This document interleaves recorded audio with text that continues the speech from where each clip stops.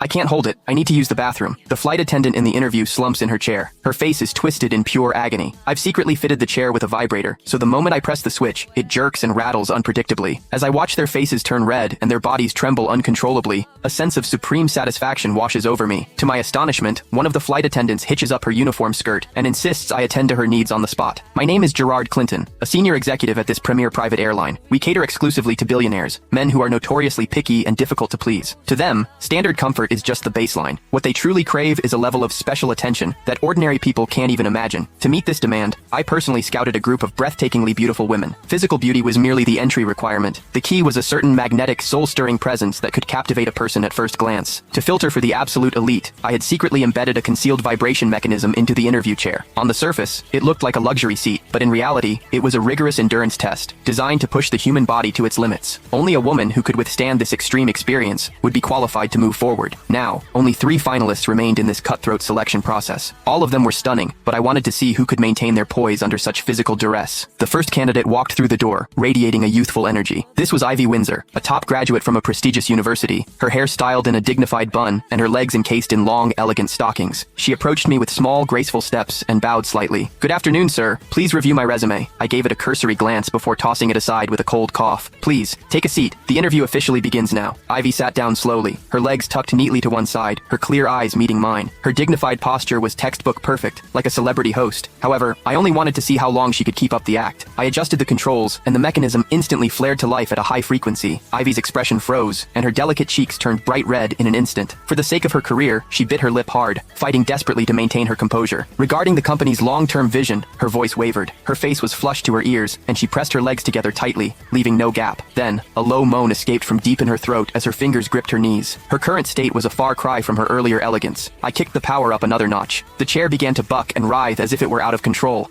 Ivy was shaking like a leaf, and her perfectly pressed uniform began to shift out of place. Finally, her defenses crumbled. She clamped her legs together and stood up abruptly, her eyes red as she pleaded, "Mr. Clinton, I'm sorry. I can't do this. I need to go to the restroom." I shook my head in feigned disappointment and stared at her coldly. "Go out and rest. Send the next one in." My tone was flat, but I had effectively ended her chances. Shortly after, the second finalist, Claire, entered. She had sultry, voluminous curls, and her white shirt was unbuttoned low, tracing a striking curve. Such overt provocation even made me look twice. The standard interview process no longer mattered. The real test was how she reacted under extreme conditions. Claire introduced herself while tossing her hair with practiced charm. A playful smirk tugged at the corner of my mouth as I quietly pressed the remote. The vibration kicked in violently, and Claire froze in place. She pressed her lips together firmly, her large, sultry eyes locked onto mine. I pretended nothing was wrong and asked, "Why did you stop? The interview isn't over yet." Click the link in my bio to get the full story for free.